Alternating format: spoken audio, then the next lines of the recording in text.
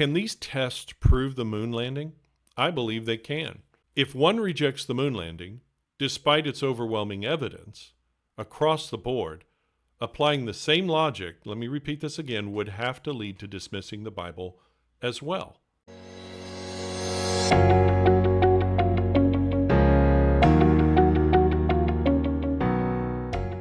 Hey, just before we get into the really deep waters of this really interesting discussion, I want to pause for a moment and just ask if you have been receiving tremendous benefit from Truth Unbound when it comes to understanding more about God and His Word and His answers for the tough questions about what's going on around us and what's in the Bible and about God, then would you help me spread the benefit to others out there?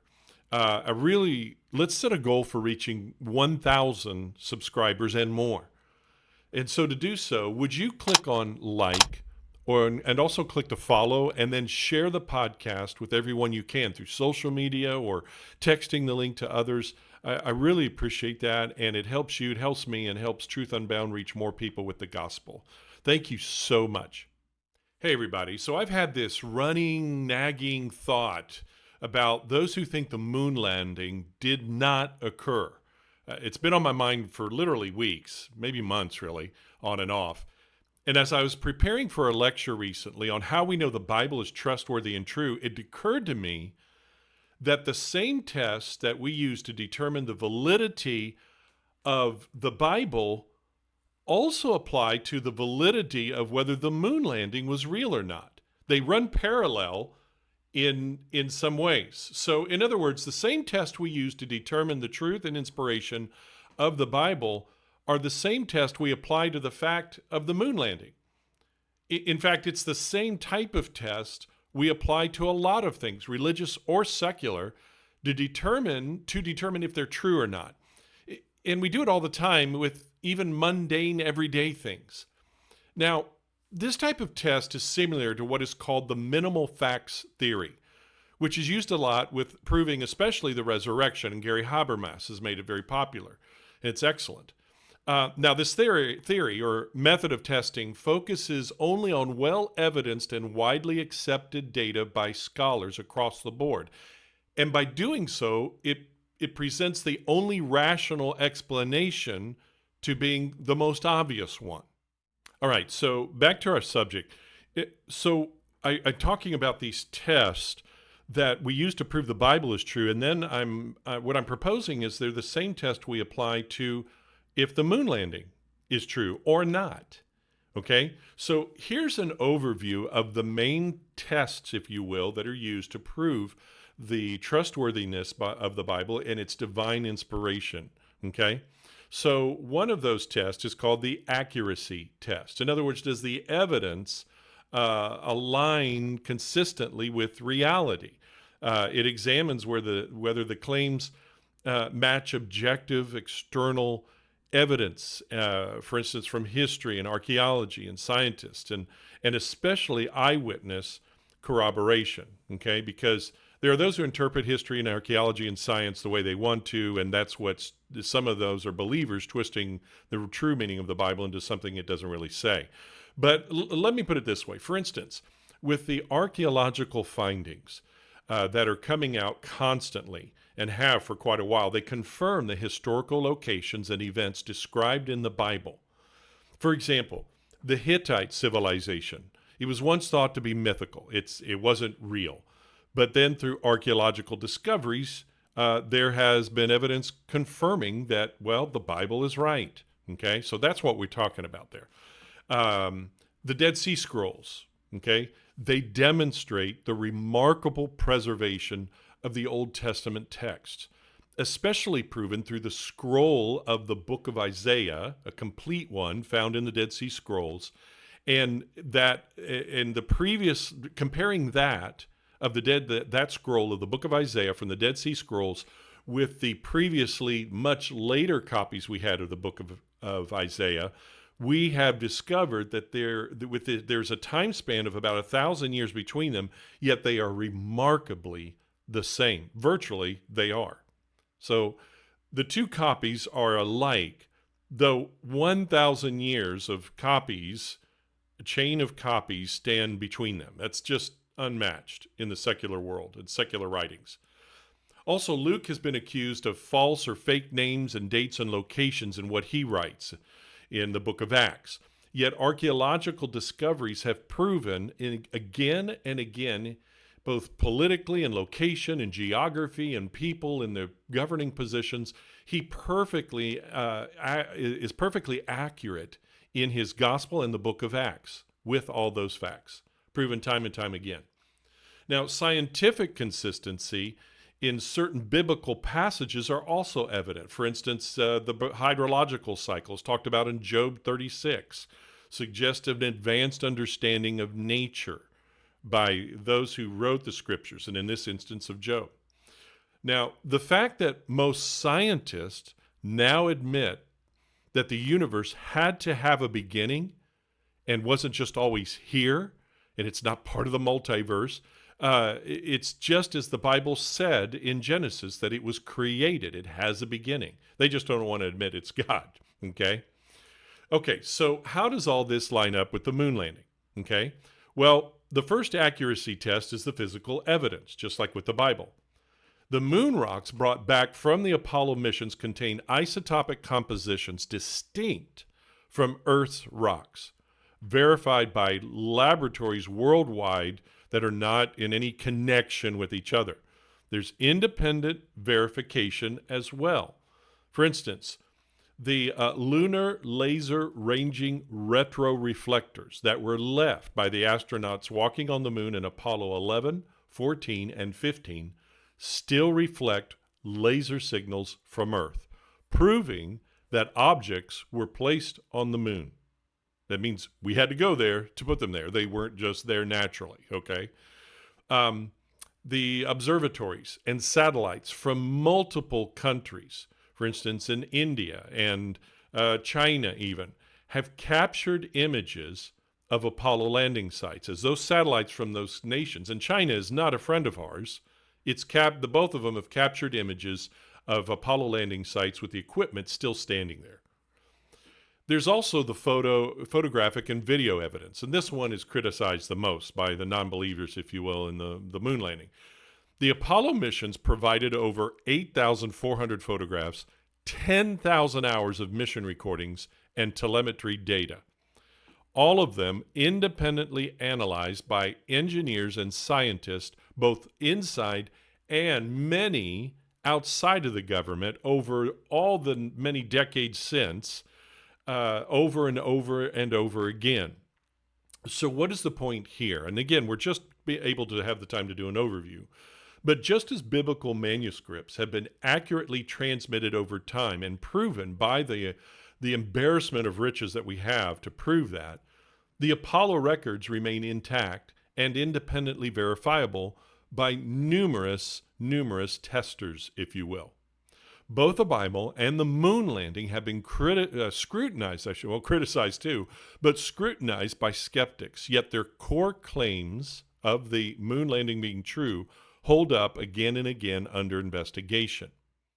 Now, just as archaeology and historical texts support biblical accounts, the scientific evidence and independent verification confirm the moon landing over and over again.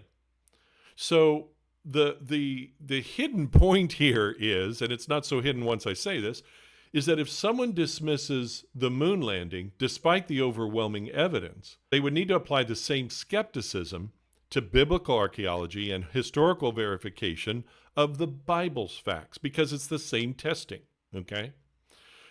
Besides the accuracy test, we have what is called the honesty test, where the witness is credible and truthful. Are they transparent?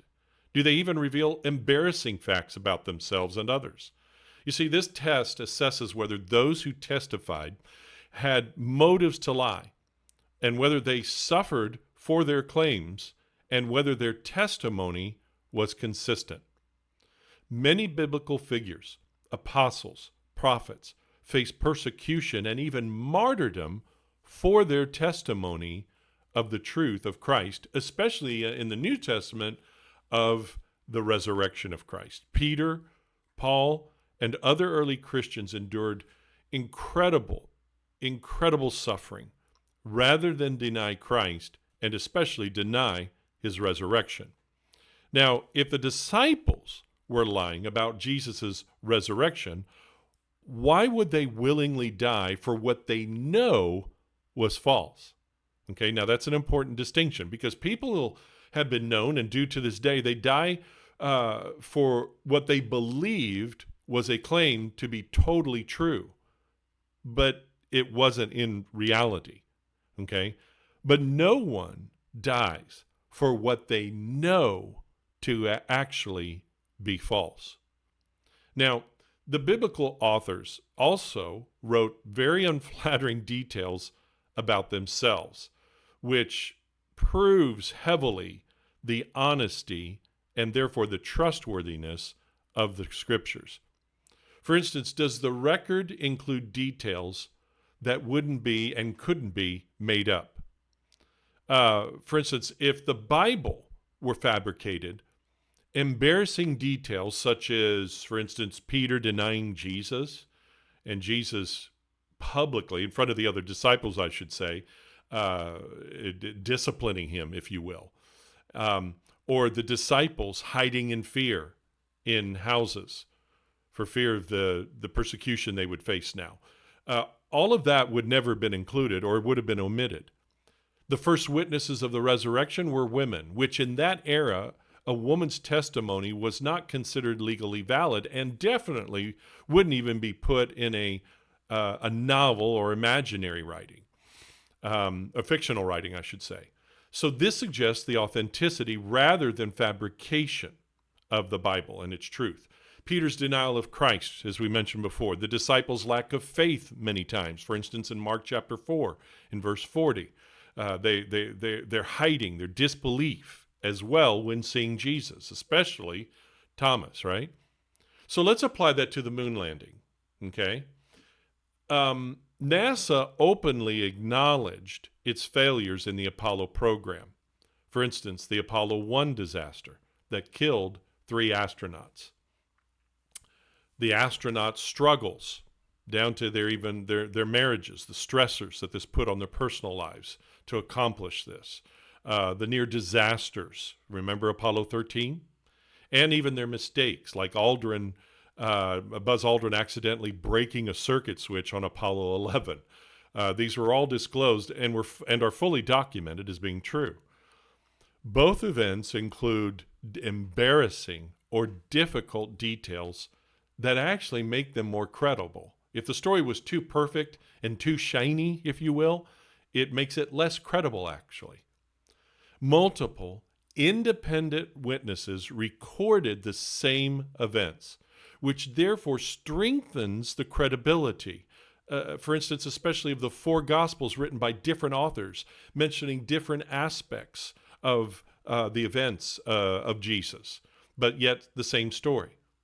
Paul alone in 1 Corinthians 15 names everyone who saw the resurrected Jesus, including 500 people at once. And Luke and Paul mentioned that as of the time of the writing of their works, many of those people, those eyewitnesses, were still alive. In other words, they're saying, what I'm writing here, there's multiple witnesses, and many of them are still here. Ask them yourself. Well, what about the moon landing honesty test? Okay. There were over 400,000 scientists, engineers, and technicians in different locations of the country that worked on the Apollo program. Maintaining a large-scale conspiracy for over 50 years would be implausible, absolutely implausible. In Washington, D.C. alone, no one can keep their mouth shut about anything, especially if it means a 6-figure book deal in advance when they leave and them writing about all the dirt and gossip and fake things and whatever. How do you think that many people could keep their lips tight and shut throughout their lives, even to the grave, saying that the events of the Apollo landing were true? Now, going back to the Bible, Jewish leaders and Roman historians alike were hostile to Christianity, mocked it, but yet most of whom were haters of Jesus, or at the very least, I should say, they were dismissive about it all, about Christianity and Jesus. Yet they did not deny his existence or crucifixion. To the contrary, 9 different sources have 42 references in them, secular sources, to Jesus and what he did. Instead, they sought alternative explanations. For instance, the disciples, they had to steal the body, mentioned in Matthew 28, verse 13. Things like that, right? Well, what about the application of these tests to the moon landing? Well, the Soviet Union, which was competing in the space race with the U.S., closely monitored U.S. space activity. They were our enemies in the space race and beyond here on Earth, okay? And if the moon landing had been faked, if they had found any ounce or millimeter of falsity in what happened with the moon landings, the Russia would have certainly exposed it to the world, yet it's never happened. China, India, and Japan have also gone to the moon, and their satellites capturing images of the Apollo equipment still on the moon is pretty good proof, again, with China being an enemy, not a friend. Amateur radio operators intercepted Apollo transmissions and testified to it. Observatories worldwide tracked all the Apollo missions and their journeys. So we're seeing here, and again, this is just an overview. I could go so much deeper, but Christianity and the moon landing were confirmed by even their strongest critics and even enemies. Now, some say that the astronauts' testimonies at times disproved the moon landing. But Neil Armstrong and Buzz Aldrin gave consistent testimonies of their experiences even to their last days. In fact, there were several landings on the moon, not just one, and 12 astronauts across several years in the program that walked on the moon were in the capsule, so orbiting the moon or from the lander onto the moon. And they kept a consistent testimony to their mission and what happened in them, for good or for bad. Buzz Aldrin in Apollo 11 has always affirmed the moon landing. However, a misleadingly edited video once made it appear as though he avoided answering a conspiracy theorist question. In fact, in 2002, he punched a conspiracy theorist who accused him of lying about the moon landing. I'd say he was pretty passionate about what he experienced. And he did this again and again and again. That just doesn't sound to me, all of those astronauts, it just doesn't sound like people that are trying to cover up a hoax. It just doesn't. It just doesn't pan out. Neil Armstrong was himself notoriously private, and he just didn't give many public interviews and didn't say much in them when he did, leading to Buzz Aldrin's interview on the Conan show, for instance. Now, there's a video that circulates where Buzz Aldrin discusses the use of animations during the moon landing broadcast, okay? Some have misinterpreted this to mean that he meant the entire landing on the moon was faked, when in reality, Aldrin was referring to simulated animations used by broadcasters to illustrate the mission's progress. He wasn't suggesting that the landing itself was staged. Then there's the Bill casing myth. Now, some who are conspiracy theorists or investigate it claim an unnamed astronaut confessed that the moon landing was indeed faked. But the source always traces back to a guy called Bill Casing, an engineer and early conspiracy theorist, not an astronaut, not a former employee of NASA, none of those things. He has no experience in it, has no skin in the game, if you will. The Apollo astronauts also risked their lives on these missions, which makes little sense if it were a hoax. Nobody dies, again, for what they know is fake or false. Apollo 1's crew died horrible deaths in the test runs for the program in its early days. One of my personal friends was married to a crew member on one of the shuttles that exploded upon reentry, and they returned to the memorial every year. That loved one did not come back to them. It's very real to them, and the same to the moon landing survivors and their family members. And recall that again, I'm going to mention this, there was not just one moon landing, but there were several Apollo landings. So that's hundreds of thousands of people involved in every one. So that multiplies the fact that there's no way that many people could fake it and keep their mouth shut. The temptation to earn so much money by revealing the truth to the public and destroying the NASA program and the lives of those that work for them is just too tempting. Yet it has never happened. So drawing this to a close, can these tests prove the moon landing? I believe they can, just as they help affirm the Bible's credibility. The accuracy, honesty, and transmission tests prove that the Bible is true. It's from God, and it's trustworthy for everything. These same tests can also confirm the moon landing. If one rejects the moon landing, despite its overwhelming evidence, across the board, applying the same logic, let me repeat this again, would have to lead to dismissing the Bible as well. If one accepts the Bible as reliable based on these tests, then in reverse, the same approach should affirm the moon landing. And frankly, it's the same kind of tests that we use for any other historical event. Places and people in the past we've not witnessed, people we've not seen, yet we trust as true because of the overwhelming evidence. We use the same tests, and the same tests that also prove the Bible is true. Both events have multiple independent sources, reliable transmission, the credible witnesses, all making their truth claims historically solid and believable. So I want to add a couple more things here, though. First of all, I am not saying that the moon landing is at the moral, spiritual, ethical value level of the Bible, of God's Word and God Himself and of Jesus, okay? Not at all. We're just talking about the proving of these multiple historical events, because what happened with Jesus is He was historical, His sinless life was historically proven, His crucifixion and His resurrection, all based on insurmountable, independently verified evidences.